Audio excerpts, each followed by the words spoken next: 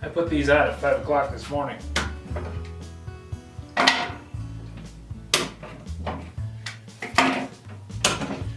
And it is now just afternoon. And the glue has set up, so we are ready to go. It's unusual for me to come back to a job this quickly, but hey, I'm happy.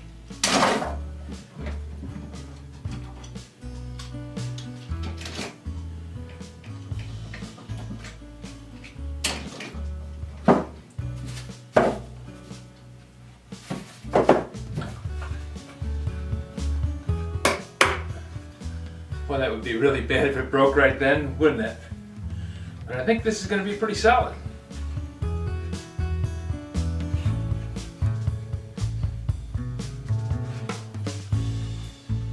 At least I hope it will be. Furnace coming on in the workshop is always a welcome sound in the wintertime. Used to be over in Union City. This building, that was actually the workshop. It was a barn. It was a hog barn. There was never any heat in a hog barn. So when I turned it into a workshop, which by the way took probably 20 years to finish up, then it wasn't finished, it was just in a good state to start. I had put a wood stove in it and a blower, and a couple of blowers, 2 or 3 blowers actually, to move the air around, and a ceiling fan and a bunch of stuff, and that made it so that it was warm enough you could work with a coat on. Working with a coat on is not exactly warm, and you had to stuff wood into the wood box, and you had to stuff the wood from the wood box into the wood burner at a high rate of speed. It was a huge wood burner. It would handle about 4 cubic feet of wood at a time, which is a bunch. And it would go through that in about 2 hours. So you spent a lot of time trying to find wood and then put wood into that thing and then haul the ashes away from it. Here, the gas furnace kicks on. There's nothing to haul to it, nothing to haul away from it. It just runs. Awesome. Always like to do a couple of trial fits on things just to make sure stuff's going to work before I get too far into everything else. I'm reasonably certain that this is going to work just fine. It's much easier to find out before you get something all screwed up than after. It's always easier to beg forgiveness than to ask permission, except when it comes to the laws of physics. They don't really care.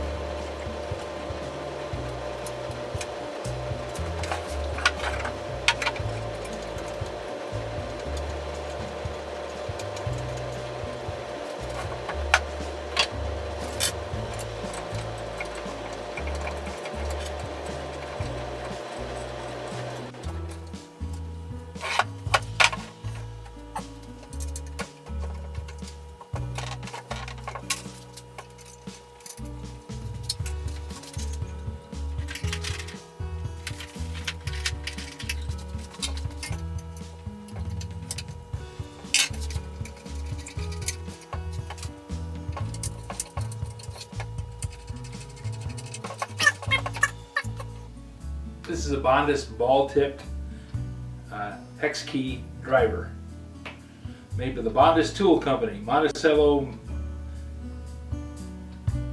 MN, Montana? No, I think that's Minnesota. 5/30 seconds. Why do I like these? Now, I speak about them in another video, but I really like them because they're handy. They're long, and They also have this kind of unique thing.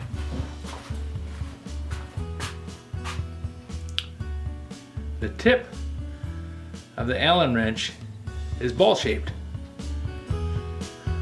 First time I saw these was 1975.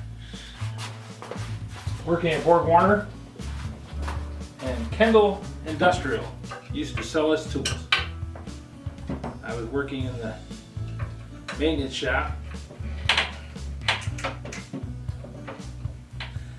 because there were 2 maintenance guys in the whole building and I was one of them. Borg Warner was cool because they expected you to be a good employee and treated you like you were one, which worked out well because everybody there really, really loved the place. So anyways, if we wanted to buy something, a tool or a piece of equipment or something like that, we just said, hey, let's get this thing. Nobody said, well, is it the right thing to do? What should you do? Give me 3 quotes. Nope, just go get it. Wonderful company to work for. We busted our butts to make sure everything worked.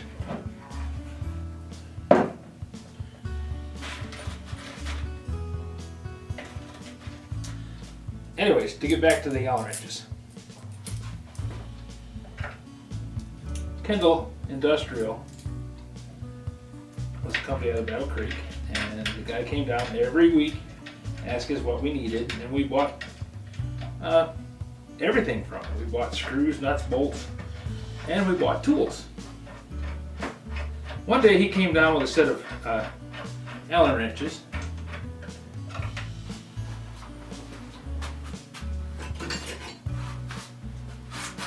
There's a kit with a bunch of wrenches like this, with that ball tip on the end. And he said, here, try these.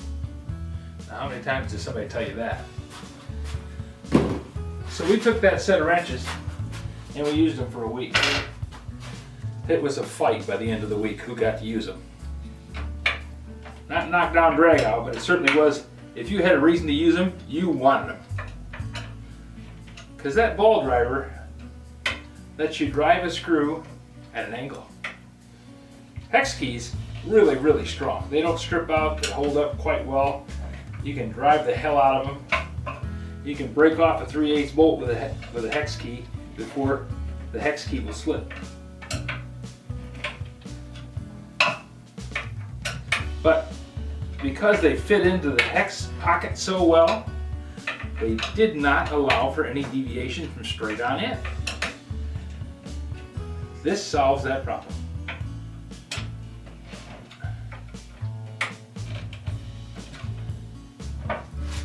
So we bought 2 sets for the company, and I bought a set for myself. And happily using them ever since.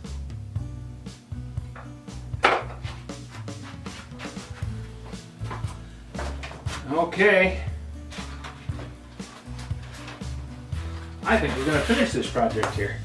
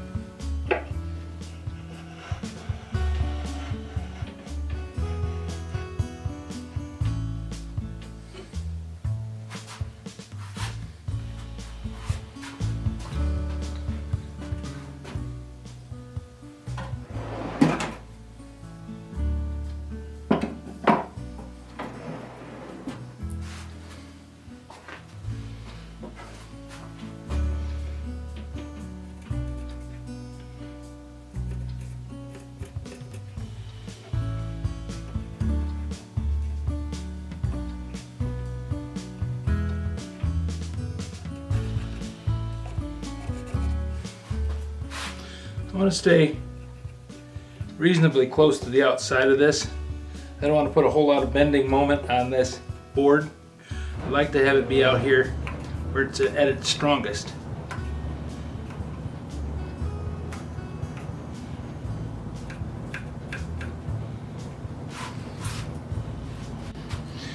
I want to fasten this down with screws, and I certainly don't want to have the screws protrude up into anywhere somebody would be sitting on them. This piece of wood's about a 1/2 inch thick, so by the time I set this down in, that's going to be just about perfect.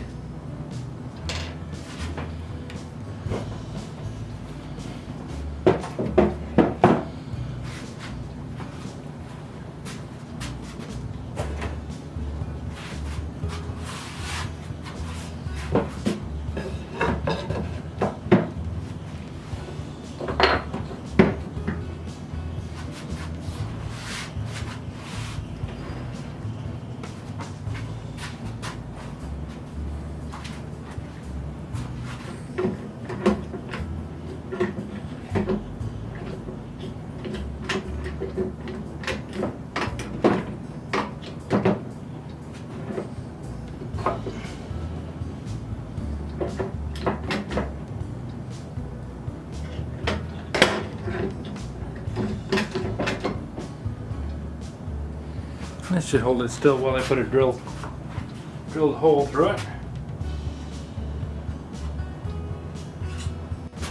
Something you always need to do when you're using one of these kind of drills. There's oil spouts in them for a reason. You need to put oil in those spots.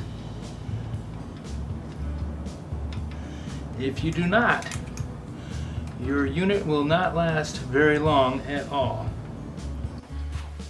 When you're done oiling it, wipe off the excess. You don't want that stuff dripping all over everything, make it a mess. Here you are trying to make a nice thing, and you end up dripping oil all over it. So clean up your mess.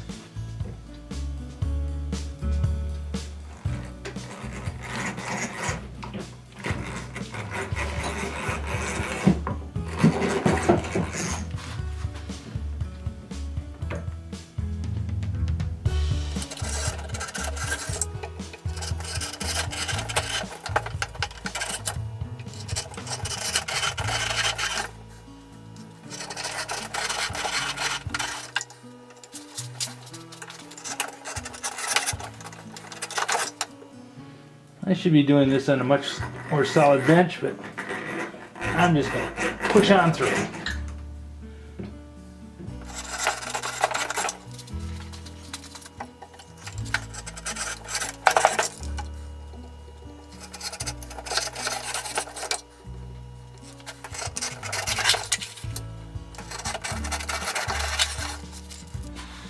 You will be amazed at the difference it makes in the power and ease of driving a hole through a piece of wood when you put a little oil on your drill.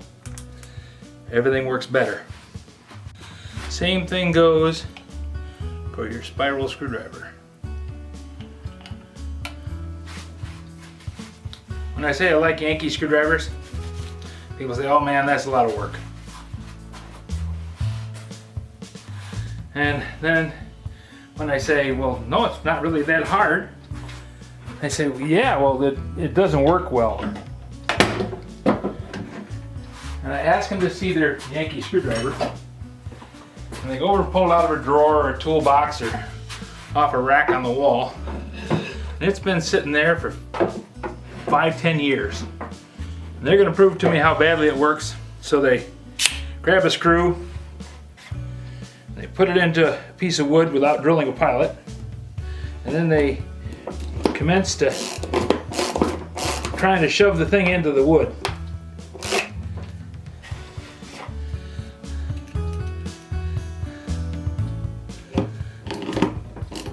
Yankee screwdrivers are steel on steel.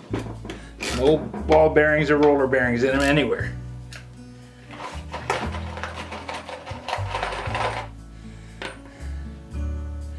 They're very, very durable, but they don't work without oil.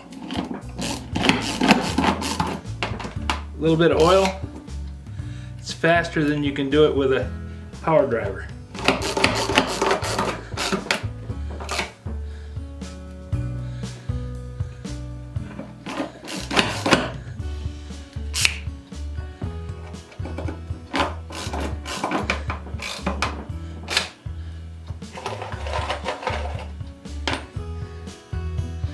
And to recharge the battery, you just go sit down for a minute.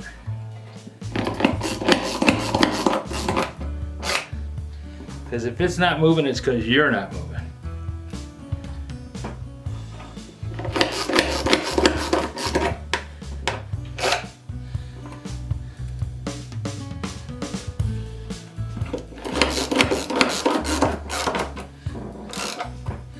I always wanted to drill a pilot hole anyways. When you're trying to draw two things together and you stick a screw on there and just drive it through,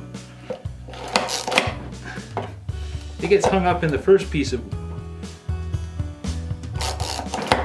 wood, and then you're trying to drive it down into the second piece of wood. You actually have to strip out the first one. That's not cool. Spend all that time buying a screw that's supposed to be strong enough that it won't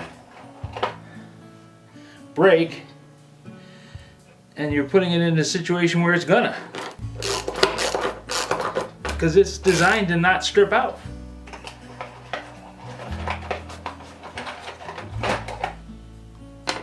So you overload the drill, you overload the screw, things go badly, and you complain because the whole thing just doesn't work. You gotta give things what they need to do, what they need to do.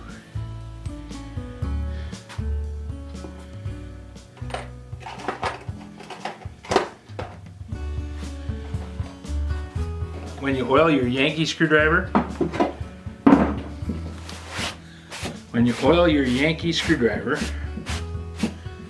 you're giving it what it needs to work. Make sure you wipe off the excess. Don't get the oil on everything. You'll be back complaining about the crappy screwdriver, leaked oil on everything. No, the guy who was operating it didn't do it right.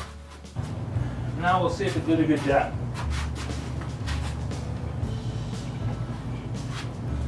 Ha! I can sit on it, it doesn't collapse. If it'll handle 280 pounds, it's gonna take my wife no problem. Thanks for watching, guys. It's been a lot of fun doing this. I got other projects in the wings.